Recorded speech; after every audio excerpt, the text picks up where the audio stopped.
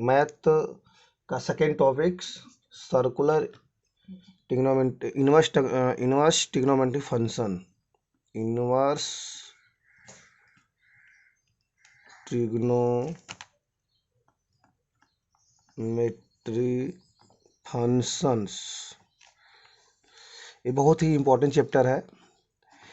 इसमें ज़्यादा लोग मिस्टेक कर देते हैं क्वेश्चन में, डोमेन और रेंज में। इसमें अगर आपको डोमेन और रेंज की वैल्यू अगर आसानी से आपको पता रहेगी तो बहुत ही आसानी से इसका मान आप निकाल सकते हैं और क्वेश्चन को बहुत ही अच्छी प्रकार से सॉल्व कर सकते हैं। इसलिए मैं इस फंक्शन के डोमेन और रेंज के बारे में कुछ जानकारी आपको मैं देने जा रहा हूँ। जैसे कोई फंक्शन है, आपका डोमेन रेंज फंक्शन में फर्स्ट आपका फंक्शन है साइन इनवर्स एक्स। इसकी जो डोमेन होती है -1 से लेकर 1 तक होती है। इसकी जो रेंज होती है -π/2 से लेकर π/2 के बीच। सेकेंड कास इनवर्स एक्स है। इसकी जो डोमेन होती है -1 से लेकर -1 तक और इसकी जो रेंज होती है 0 से लेकर पाई। थर्ड है tan इनवर्स एक्स। इसकी दो डोमेन है ऑल रियल नंबर एंड जिसकी जो रेंज है -π/2 से लेकर π/2। Number 4 cosec inverse x. इसका जो डोमेन है -∞ से -1 यूनियन ब्रैकेट में 1 to इनफाइनाइट एंड जो इसकी जो रेंज है -π/2 से लेकर π/2 एट -0। नंबर 5 है सेक इनवर्स एक्स।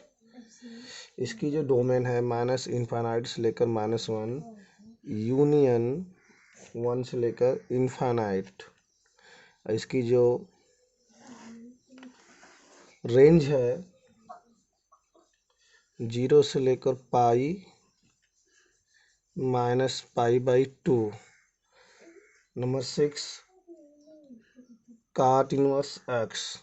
इसकी domain are real number and इसका जो रेंज है 0 से 2 पाई। देखिए बच्चों, अगर आपको ये डोमेन और रेंज पता रहेगी तो आसानी से इस क्वेश्चन को बहुत ही सॉल्व कर सकते हैं। लोग बहुत बड़ी मिस्टेक कर देते हैं इनवर्स ट्रिग्नोमेट्री फंक्शन में। कुछ एग्जांपल मैं आपको देने जा रहा हूँ। जैसे next example,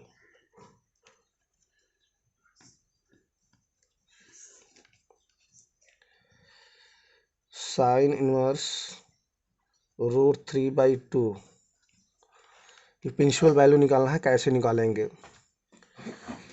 we know that sine inverse √3/2 equal to theta. Therefore sine theta equal to √3/2। आपको पता है कि साइन थीटा की जो रेंज होती है वो -π/2 से लेकर π/2।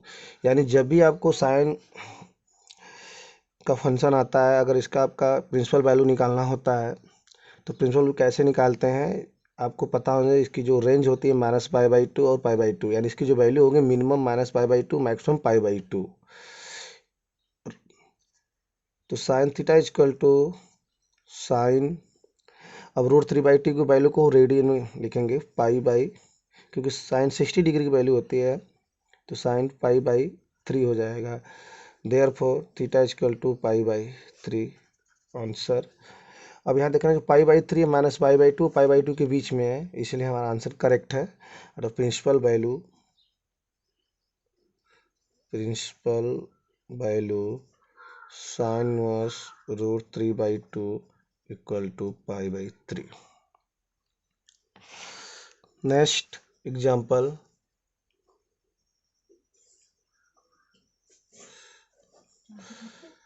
कास इनवर्स 1/2 की प्रिंसिपल वैल्यू निकालना है।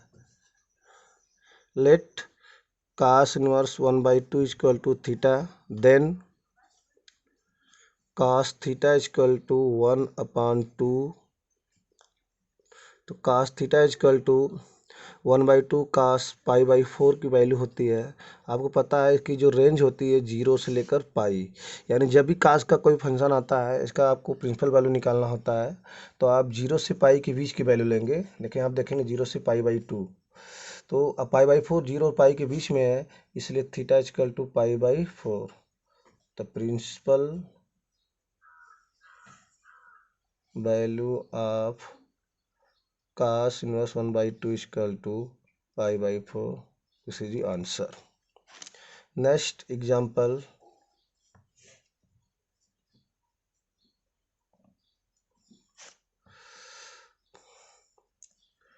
Cos inverse -1/√2 की प्रिंसिपल वैल्यू निकालना है। तो देखिए कैसे सॉल्व करते हैं। इसको भी हम थीटा इक्वल मान लेंगे, तो cos थीटा इक्वल टू -1/√2। तो cos थीटा इक्वल टू ये हो जाएगा आपका -cos π/4। लेकिन यहाँ बच्चों ध्यान दिए कास की वैल्यू कभी भी नेगेटिव नहीं होती है, यानी कास की जब भी आपको प्रिंसिपल वैल्यू निकालना होगा तो 0 और पाई होता है।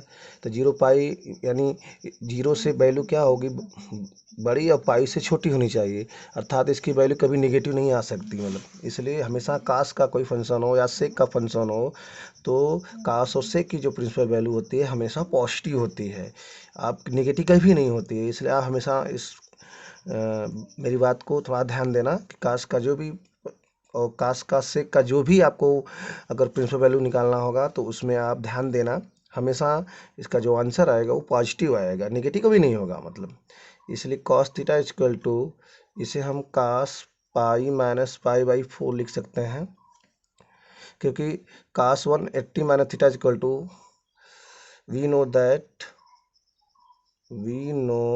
दैट हम जानते हैं cos pi minus theta equal to minus cos theta. तो कास थीटा इक्वल टू, तो इसे हम लिख सकते हैं cos pi minus π/4 equal to 3π/4। तो थीटा इक्वल टू 3π/4। तो principal value of cos inverse -1/√2 equal to 3π/4। This is answer. क्योंकि 3π/4 0 पाई के बीच में है, क्योंकि मिनिमम 0 पाई है, तो 3π इसके बीच में है। और हमेशा कास या उसका रेसिप्रोकल सेक हो, कास इनवर्स और सेक इनवर्स की प्रिंसिपल वैल्यू हमेशा पॉजिटिव होती है, नेगेटिव नहीं आती है। इसलिए आप थोड़ा ध्यान देना यहाँ पर, अगर नेगेटिव है तो इसे कन्वर्ट करके पॉजिटिव में चेंज कर लेंगे, यही हमारा आंसर होगा। नेक्स्ट एग्जाम्पल,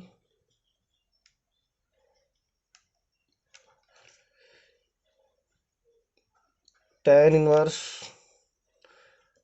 1 की प्रिंसिपल वैल्यू निकालना है।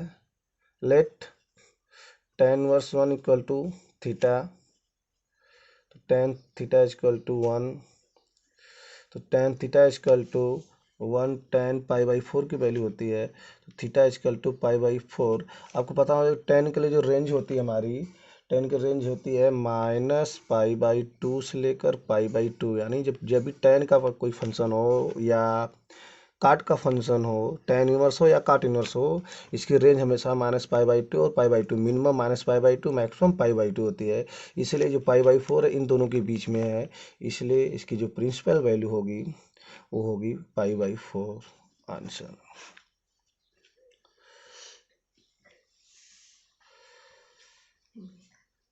Principal value.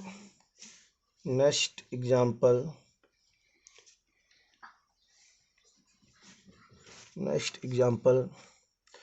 जैसे sec inverse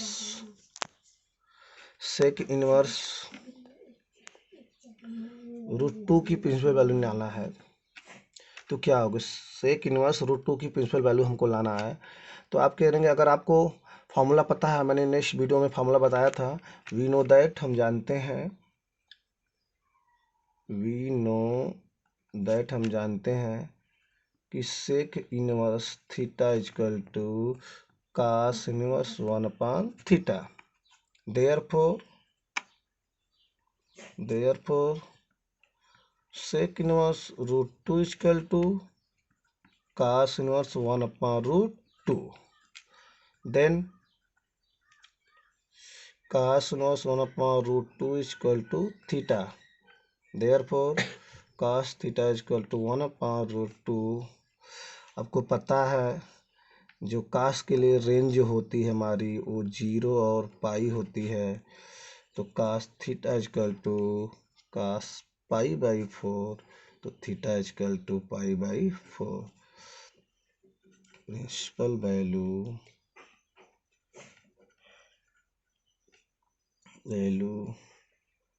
of sec inverse √2 is equal to pi/4। This is the answer।